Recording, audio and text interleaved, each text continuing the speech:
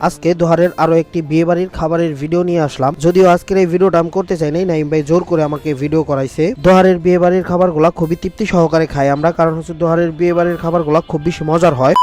সালাম আলাইকুম এভরান, কি অবস্থা সবার, কেমন আছেন সবাই? তো আমি বিয়ে খাইতে যাবো, তো বাসা থেকে বের হয়ে গেলাম। আর আমার জন্য দাঁড়িয়ে আছে বাইরে নাইম ভাই, এবং নাইম ভাই কিন্তু আগেই আমার জন্য দাঁড়িয়ে আছে এবং ফোন দিয়ে বলতেছে তাড়াতাড়ি বের হ, তারপরে বলতেছে তাড়াতাড়ি ওর দেরি করিস না। ফার্স্টে নাইম ভাইকে বলছিলাম ভিডিওটা করতে হবে না, আমি কিন্তু এখানে গিয়ে ভিডিও করতে পারবো না। পরে নাইম ভাই বললো যে তোর করতে হবে না, আমি করে দিব, তুই ভিডিও স্টার্ট কর। তো নাইম ভাইয়ের কথা শুনেই কিন্তু আমি ভিডিও স্টার্ট করছি, এবং বাজারে এসে হচ্ছে কিছু টাকা ওঠানো দরকার, তাই তো নাইম ভাইয়ের মোবাইলটা নিয়ে আমি টাকা ওঠাতে চলে আসি। তো এই দোকান থেকে টাকা উঠায় আমরা হচ্ছে সিদ্দিক ভাইদের জন্য একটু ওয়েট করতেছিলাম এখানে। তো দাঁড়ানোর অল্প কিছুক্ষণ পরেই কিন্তু সিদ্দিক ভাই এবং সাইদ ভাই দুজনেই চলে আসে, এবং আমিও দুইজনের সাথে মুসাফা টুসাফা করে এদিকে হচ্ছে বাইকে উঠে যাই। তো সরাসরি বাইকে উঠি কিন্তু আমরা আমাদের গন্তব্য যেখানে যে বিয়ে বাড়ি, আমরা সেখানে রওনা দিয়ে দিই সবাই মিলে ঝিলে। তো তারপরে আস্তে আস্তে আমরা আমাদের গন্তব্যে চলে আসি, এবং আমরা সরাসরি হচ্ছে গেটের নিচ দিয়ে ঢুকে যাই, কারণ হচ্ছে ভিতরে দেখেন অনেকগুলা বাইক আছে। দোহার নবাবগঞ্জ বলে কথা, বাইক থাকবে না বিয়ে বাড়িতে, এটা তো কোনো কথাই হলো না। তো তারপরে জায়গা পাইতেছিলাম না, এক সাইড করে হচ্ছে ঢুকায় তারপরে বাইকটা রেখে তারপর হচ্ছে আমরা সরাসরি এখন ভিতরে চলে যাব। তো ভিতরে যাওয়ার সময় প্যান্ডেলে যাওয়ার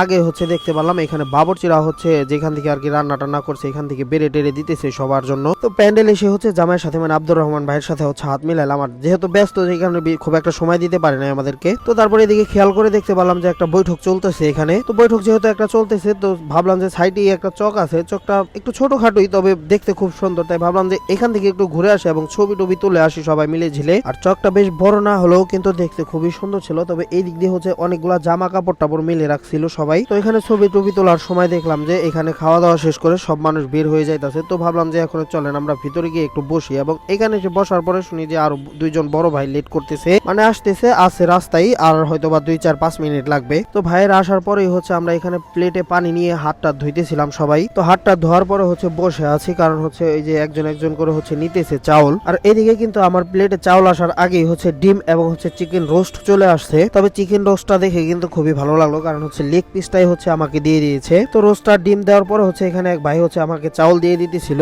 এবং চাউলটা দেওয়ার পরেই হচ্ছে আমি রোস্ট দিয়ে তারপর হচ্ছে এগুলা খাইতেছিলাম আগে। আর রোস্ট দিয়ে হচ্ছে পোলাও খাইতে অনেক বেশি ভালো লাগে। তো এগুলো দিয়ে খাওয়া শুরু করতেই কিন্তু আমাদের এখানে মাংসটা চলে আসে, এবং মাংসটা ছিল খাসির মাংস।